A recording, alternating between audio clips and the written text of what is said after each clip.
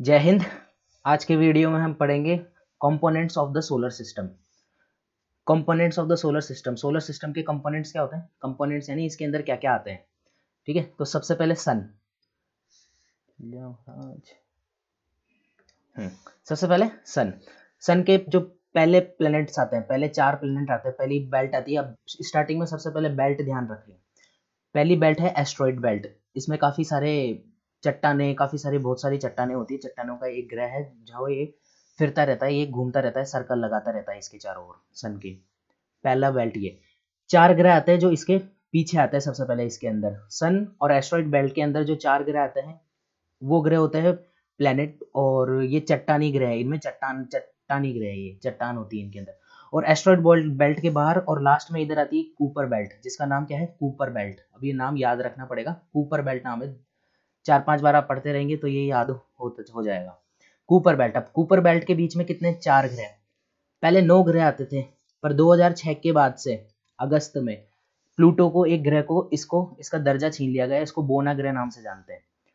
तो अब बचे कितने? 8 ग्रह, जिसमें से 4 तो आ गए चट्टानी ग्रह, और जो 4 जो ग्रह हैं ये बाहर, जिनको जाइंट प्लैनेट भी बोलते हैं। 4 है जिनका नाम पहला है जुपिटर। जुपिटर बृहस्पति, अगला शनि है जिसको सैटर्न बोलते हैं, और यूरेनस, और फिर नेपच्यून, अरुण और वरुण। और इधर के जो ये 4 चट्टानी ग्रह हैं, मरकरी। मरकरी को हम बोलते हैं बुध, सबसे छोटा ग्रह बुध। सबसे चमकीला ग्रह वीनस। वीनस शुक्र ग्रह भी बोलते हैं इसको। और फिर हमारा पृथ्वी आई जाती है। पृथ्वी के बाद में मंगल आता है। मंगल ग्रह जिसे मार्स बोलते हैं। फिर बाद में एस्ट्रॉइड बेल्ट आती है। यहाँ पे ये आते हैं। ये चट्टानी ग्रह बने क्यों? क्योंकि यहाँ पे मेल्टिंग पॉइंट ज्यादा था। हमने पिछले वीडियो में आपको देख लिया है, आपको समझा दिया है।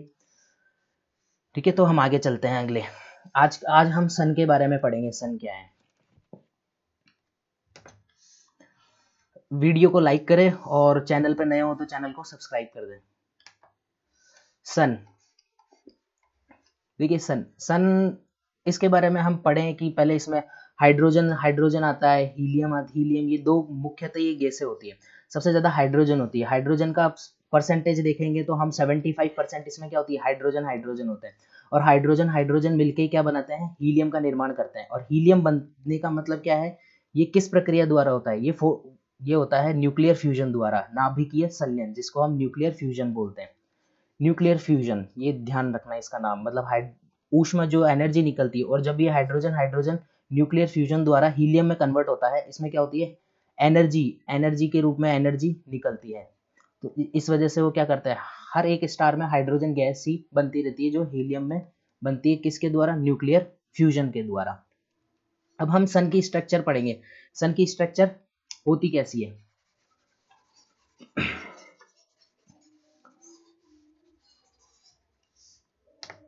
देखिए, सन की स्ट्रक्चर 6 तरीके की स्ट्रक्चर हम पढ़ेंगे ज्यादा मोस्टली, और जिसमें से हम 3 स्ट्रक्चर मेन देखते हैं। 3 स्ट्रक्चर तो ऐसी होती है जो अंदर की परतें होती है। तीन अंदर के एक एरिया होते हैं। जैसे अभी ये सन है, तो इसके अंदर से सपोज करो, ये हम साधारण समझे तो इसको हम ऐसे काट लेते हैं। सपोज एक टुकड़ा काट लिया हम ऐसे इसका सन का, तो ये अंदर का एक हिस्सा है। जैसे स्लाइस काट लेते हैं हम, किसी भी गोला है, गोले के अंदर से कोन निकाल लो, तो कोन निकाल लेते हैं तो इसके कितने हो जाते हैं? अब इसमें हम 3 लेयर पढ़ते हैं, इनके अंदर की 3, अंदर की बाहर। हम पहले तो हम आज के इस वीडियो के अंदर 3 लेयर पढ़ेंगे। अंदर की 3 लेयर, जो पहली लेयर है जिसको हम फर्स्ट लेयर को क्या बोलते हैं? कोर। दूसरी दूसरी जो लेयर होती है उसको हम बोलते हैं रेडिएटिव जोन। ये कौन सी जोन आती है? रेडिएटिव जोन आती है। इसके बाद में जो थर्ड लेयर आती है, इसका नाम क्या होता है? Convective zone. अब देखिए इनका हिंदी में नाम। कोर केंद्र जो होते हैं, ये केंद्र होता है, या इसमें सबसे ज्यादा यही होता है जो हाइड्रोजन मिलके क्या बनता है? हीलियम में बनता है, न्यूक्लियर फ्यूजन के द्वारा। और ये जो अंदर ही होता है, ये कौन सी पोजीशन में होता है? ये मैटर की फोर्थ फेज के अंदर होता है। फोर्थ फेज कौन सी होती है? फोर्थ फेज होती है प्लाज्मा। प्लाज्मा जानते हैं। फर्स्ट फेज क्या होती है हमारी? गैस के बाद में क्या होती है हमारी? लिक्विड आता है। लिक्विड के बाद में सॉलिड। और फोर्थ फेज क्या होती है? मैटर यानी तत्व। उसकी कौन सी फोर्थ फेज क्या होती है? प्लाज्मा होती है। तो जो इसमें जो ईंधन रहता है वो किस अवस्था में रहता है? प्लाज्मा अवस्था में रहता है। प्लाज्मा जैसे लसलसा सा होता है, जैसे हमारा बलगम वगैरह होता है, उस टाइप का होता है। ठीक है, तो फर्स्ट लेयर हो गई। कोर के अंदर ये होता है हाइड्रोजन, हाइड्रोजन से हीलियम में बनता है और ये न्यूक्लियर फ्यूजन द्वारा होता है। और इसके अंदर का जो टेम्परेचर होता है हाईएस्ट होता है। देखो टेम्परेचर हम पढ़ेंगे, जैसे एक सन की बाहर की लेयर होती है, तीन हम बाहर की लेयर पढ़ेंगे। जो एक तो बाहर की लेयर होगी, एक थोड़ी सी और दूसरी बाहर होगी, और इसके जो बाहर में हम जिसको कोरोना रूप से पढ़ते हैं, कोरोना वो बीमारी वाला नहीं कोरोना, ये वो कोरोना वायरस नहीं है, ये कोरोना जिसका ये हम कब देखते हैं, ये कोरोना हम जब भी ग्रहण लगता है, जब ग्रहण लगता है तब हम देखते हैं ये कोरोना, तब दिखाई देता है कोरोना। इसका काफी टेम्परेचर, ये बाहरी परतों का अलग टेम्परेचर है और अंदर के लेयर का अलग टेम्परेचर है। तो जो अंदर का टेम्परेचर है कोर का सबसे हाईएस्ट टेम्परेचर होता है, कितना होता है यहाँ पे, ये होता है 15 लाख 15 मिलियन, सॉरी क्या होता है 15 मिलियन 15 मिलियन क्या होता है इसका 15 मिलियन सेंटीग्रेड सेल्सियस टेम्परेचर होता है 15 मिलियन। 15 लाख नहीं, एक इसके आगे मिलियन का को बताया हुआ, मिलियन में कितनी जीरो होती है, मिलियन में 10⁻⁶ होती है। मतलब इसके 15 के पहले आप 6 जीरो लगा दो इसमें, मतलब 150 लाख करीबन, मतलब 1.5 करोड़ मान लो आप, तो 1.5 करोड़ करीबन इसका लाख का सेल्सियस टेम्परेचर होता है। देखो कितना ज्यादा टेम्परेचर होता है इसका। ये कोर के बारे में हमने देख लिया, कोर के बारे में ये होता है। इसकी अगली फेज आती है जो रेडिएटिव जोन। रेडिएटिव जोन में क्या होता है, हम पढ़ते हैं जैसे जो रेज आती है, एक तो क्या रेज आती है, गामा रेज आती है जो निकलती है। ये जो रेज निकलती है इसकी काफी तेज रोशनी होती है। इसमें एक तो गामा रेज निकलती है, एक्सरे निकलती है। ये जो एक्सरे और जो गामा रेज आती है, ये जो कौन सी परत से निकलती है, कौन से भाग से निकलती है, ये अंदर के कौन से भाग से, रेडिएटिव जोन से निकलती है। रेडिएटिव जोन इसका हिंदी में नाम होता है विकिरण। क्या नाम होता है, विकिरण, विकिरण जोन, विकिरण क्षेत्र होता है उसका। तो विकिरण क्षेत्र से जो निकलती है, कौन सी रेज निकलती है, गामा रेज और एक्सरे निकलती है। अब एक्सरे तो इतनी खतरनाक होती है कि अपने हड्डियों को भी चीर जाती है अंदर तक, एक्सरे वगैरह कराते हैं वो, ये वो रेज होती है, वही आती है। ठीक है, जैसे गामा रेज, जो इन सबको गामा रेज जो आती है ये सीधी आती है हमारे, सपोज देखो ये सन से जो भी गामा रेज आएगी, ये अर्थ पे जो भी आएगी, अर्थ पे जो भी रेज आती है वो अर्थ का कवच उसे रोक देता है। अब अर्थ का कवच कौन है, एटमॉस्फेयर, वायुमंडल, 6 लेयर होती है इसमें। जो लेयर होती है वो क्या कर देती है, इनको रोक देती है। ये जो रेडिएशन जो भी आता है, गामा रेज वगैरह, इनको यहीं की यहीं कौन सी परत रोकती है, ओजोन, O3। ओके, ये तो हो गया जिसका विकिरण जोन। विकिरण जोन में क्या हो गया, एक्सरे, गामा रेज और एक होती है फोटोन। एक क्या नाम से आता है, फोटोन। जो फोटोन नाम से होता है, ये जो क्या होता है, प्रकाश जिसे हम देखते हैं, वो प्रकाश कहाँ से आता है, इसी विकिरण नाम से जो किरणें आती है, यही प्रकाश दिखता है फोटोन से। अगली इसकी लेयर है, अगली लेयर जिसको हम बोलते हैं कन्वेक्टिव जोन। कन्वेक्टिव जोन का नाम क्या है हिंदी में, संवहन। संवहन यानी बहना, संवहन। अब इस जोन में क्या होता है, इस जोन में हाइड्रोजन मिलके क्या होता है, सेल का निर्माण करते हैं। इसको एक क्लियर नेक्स्ट पेज पे चलते हैं।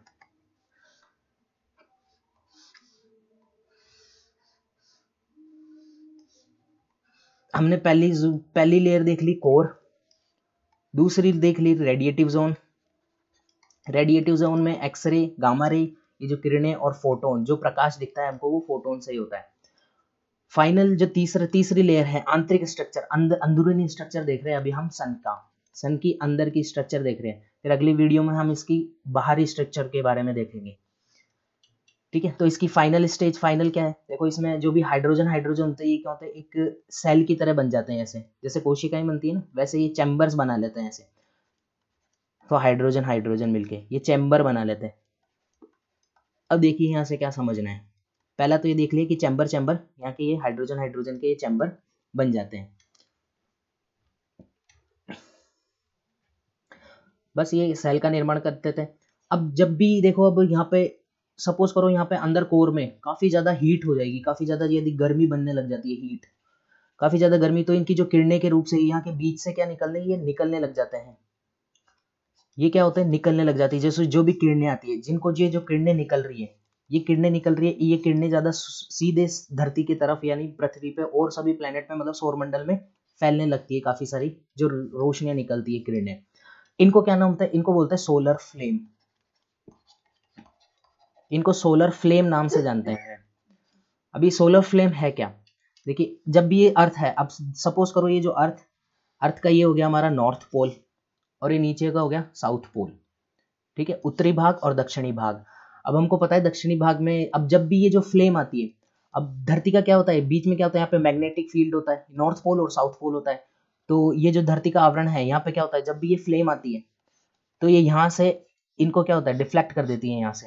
ये रोशनियाँ क्या होती है, ये लाइट जो भी ये फ्लेम आती है, ये ऊपर की तरफ निकल के और यहाँ ऊपर की तरफ, ये ऊपर से नीचे की तरफ यहाँ पे नॉर्थ पोल पे और साउथ पोल पे गिरने लग जाती है। ये जो भी रोशनियाँ यहाँ आती है, अब ये आई और यहाँ पे गिरने लग गई। अब जब गिरने लग गई, जब नॉर्थ पोल पे गिरेगी तो इसको, जब यहाँ पे जो घटना होती है उसको बनती है, उसको क्या बोलते हैं, अरोरा बोरियोलिस,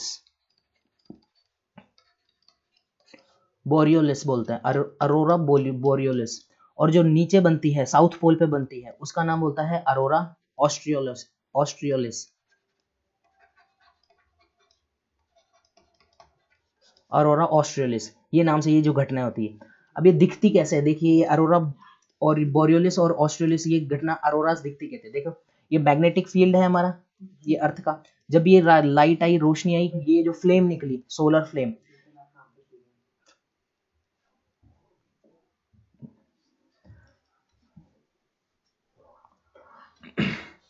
ये जब भी रोशनी आई, अब ये क्या करी, यहाँ पे टकराई, तो ये मैग्नेटिक फील्ड देखो इसको चेंज कर देता है, और जब भी ये चेंज कर देता है तो इसको ये नॉर्थ पोल पे गिरती है और साउथ पोल पे गिरती है, बाकी ये फ्लेम्स बाहर चल जाती है और अदर सोलर सिस्टम में ये फैलने लग जाती है।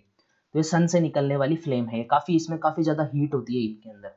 तो जब भी ये आती है तो यहाँ पे गिरती है, नॉर्थ पोल पे गिरेगी, साउथ पोल पे गिरेगी, नॉर्थ पोल पे गिरेगी तो इसे बोलेंगे अरोरा ऑस्ट्रियोलिस, और जब नीचे गिरेगी तो उसको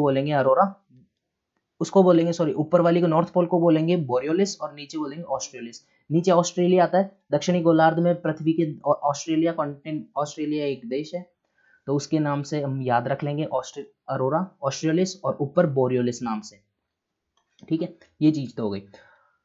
अब देखो ये दिखते कैसे हैं, जब भी ये अरोरा ऑस्ट्रेलियस और बोरियोलिस ये दिखेंगे तो ये नॉर्थ पोल पर, साउथ पोल पे ऐसी ये हीट दिखती है, तो ये इस मीडियम से हमको, जब ये दिखती है ना, ये फ्लेम आई हुई रहती है, ये सोलर फ्लेम आई हुई रहती है, ये सन से सीधी डायरेक्ट है, इसका काफी सारा क्या होता है, नुकसान क्या होता है, यहाँ पे अर्थ ये क्या करती है, अर्थ का टेम्परेचर बढ़ाती है, टेम्परेचर तो बढ़ेगा बढ़ेगा, साथ में क्या होता है इसमें, नेविगेशन में भी, नेविगेशन जैसे हम रेडियो फ्रिक्वेंसी होती है, जैसे हम मोबाइल सिग्नल वगैरह ये जो रहते हैं हमारे कम्युनिकेशन डिवाइसेस जो भी रहते हैं, उन पे क्या होता है, सिग्नल लॉस्ट होते हैं, सिग्नल में काफी होते हैं वाइब्रेशंस होते हैं, मतलब उसमें क्या होता है, फ्लक्चुएट करता है नेटवर्क, तो ऊपर नीचे वहां पे कम्युनिकेशन में दिक्कत आती है, इसके कारण, किसके कारण सोलर फ्लेम के कारण।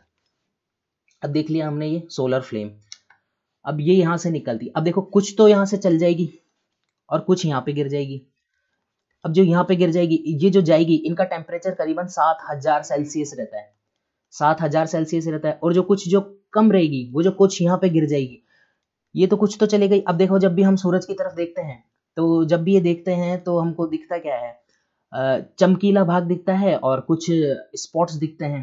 तो जब ये जो चमकीला भाग दिखेंगे, ये ज्यादा चमकीला भाग रहेगा, जिसमें ज्यादा रोशनी रहेगी वो ज्यादा चमकीला दिखेगा, और जहाँ पे कम रोशनी रहेगी वो हमको क्या, थोड़ा स्पॉट सा दिखेगा, मतलब धब्बा टाइप का दिखेगा। ऑब्वियसली बात है, धब्बा टाइप का दिखेगा। जो धब्बा टाइप का दिखता है उसको क्या बोलते हैं, उसको बोलते हैं सन सोलर स्पॉट, क्या बोलते हैं उसको, सोलर स्पॉट बोलते हैं। सोलर स्पॉट क्या होता है, बस ये जहाँ पे कम रोशनी होती है, जहाँ पे, वहाँ क्या होता है, सोलर स्पॉट बनता है।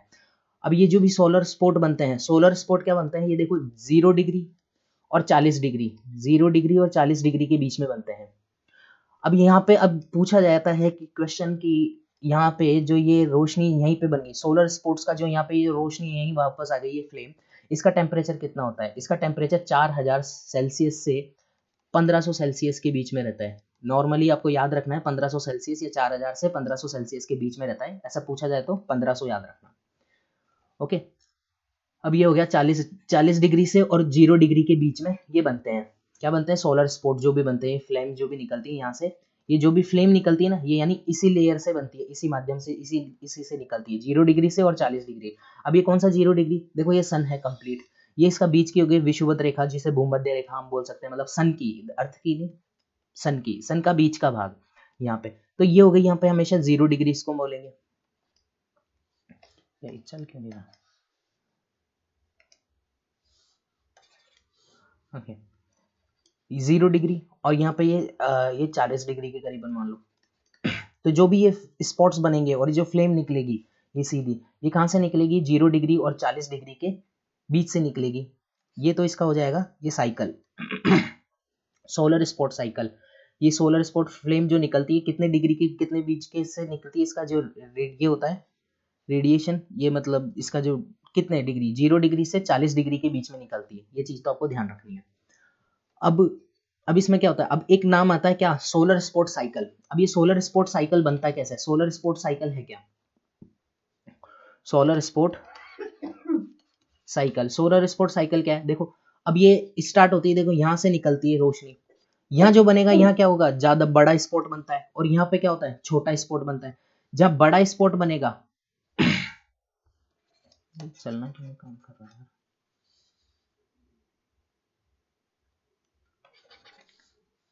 सोलर स्पॉट यहाँ पे जो बड़ा स्पॉट बनेगा तो इसको क्या बोलेंगे? मैक्सिमा। इसके नाम से क्या बनते हैं?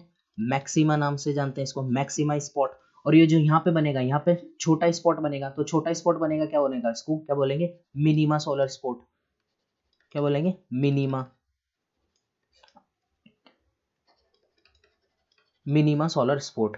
तो ये आपको समझ में आ गया होगा। जहाँ पे यहाँ 40 डिग्री के पास में एक छोटा बनेगा और यहाँ पे बड़ा बनेगा, मतलब विषुवत रेखा के पास में बड़ा स्पॉट बनते हैं, जैसे जैसे ऊपर चलते जाते हैं धीरे छोटे छोटे स्पॉट बनने लग जाते हैं। अब देखो यहाँ पहली फ्लेम यहाँ से निकलेगी, फिर यहाँ से, फिर यहाँ से, फिर यहाँ से, फिर यहाँ से, फिर यहाँ से, ये ऐसे निकलती निकलती निकलती जो भी बनेगी, इसको यहाँ से यहाँ तक जाने में जो टाइम लगता है ये आप 5.5 साल, और वापस आने में कितना समय लगेगा? सपोज ये वापस भी तो आती रहेगी, तो ये कितने बनेंगे? 5.5 साल। तो 5.5 साल और 5.5 साल, ये टोटल मिलके कितने साल हो जाएंगे? 11 साल।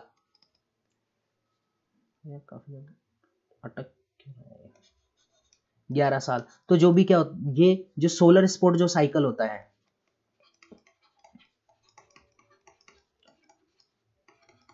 सोलर स्पॉट जो साइकिल होता है, ये कितने साल का होता है? 11 साल का होता है।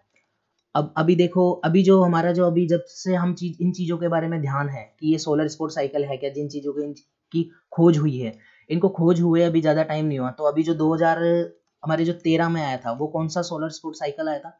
वो साइकिल था अभी कौन सा था? 23वां साइकिल था। ये अभी शायद 11-11 साल में आता है। तो 11-11 साल में आते हैं, ये कब बनेगा? जो अगला सोलर स्पॉट 11 साल में बनेगा, ये 2024 में बनेगा। जो 2024 में जो सोलर स्पॉट साइकिल, यानी 5 साल यहाँ से गए फिर वापस आए, तो 11 साल के बाद में जो नया सोलर स्पॉट बनेगा, ये मतलब एक इसको solar spot cycle, solar spot cycle कितने साल का हुआ? 11 साल का, जो ये रोशनियां निकलती रही। ठीक है, तो ये अब जो 24वां बनेगा 2024 में, ये 24वां साइकिल बनेगा। ओके, अब एक देखो, एक नाम आता है solar spot event. Solar spot event क्या होगा? ये हर 100 साल में, जब ये 100 साल तक बनते रहेंगे, 100 बारी बनते रहेंगे, यदि ये जो साइकिल एक बार ये जाके आया, मतलब ये एक बारी एक साइकिल, ऐसा ये यदि ये 100 बार होता है तो इसको क्या बोलेंगे? Solar event. क्या नाम से बनता है? सोलर स्पॉट इवेंट नाम से बोलते हैं। इवेंट का मतलब एक घटना हो गई, इवेंट तो कौन सा हो गया? मतलब 100 साल हो गए उसके, इस वजह से इसको ऐसे याद रख लेना, ये नाम आता है इसका। ओके, ये चीजें हो गई इस वीडियो में, तो हम यही देखेंगे। ठीक है, ये अंदर अंदर की परतें हो गई इसकी। ये कोर देख लिया हमने, रेडिएटिव जोन देख लिया और कंडक्टिव जोन देख लिया।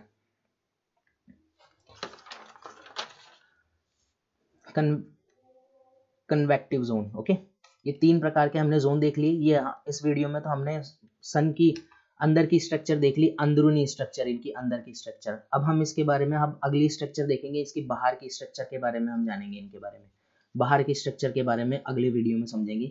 बाहर की स्ट्रक्चर के बारे में हम जानते हैं, जिसमें हम पढ़ेंगे, जिसे हम जानते हैं फोटोस्फेयर बोलते हैं। फोटोस्फेयर क्या होता है, क्रोमोस्फेयर क्या होता है, और फिर कोरोना क्या होता है।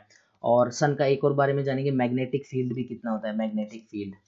अब इसमें देखो, सन के अंदर जो हाइड्रोजन गैस है वो करीबन 75% हाइड्रोजन गैस है, और बाकी 25 याद रखो तो 24% क्या है? हीलियम गैस है।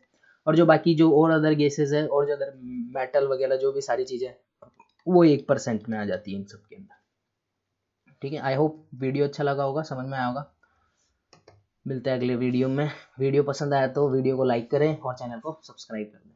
Thank you.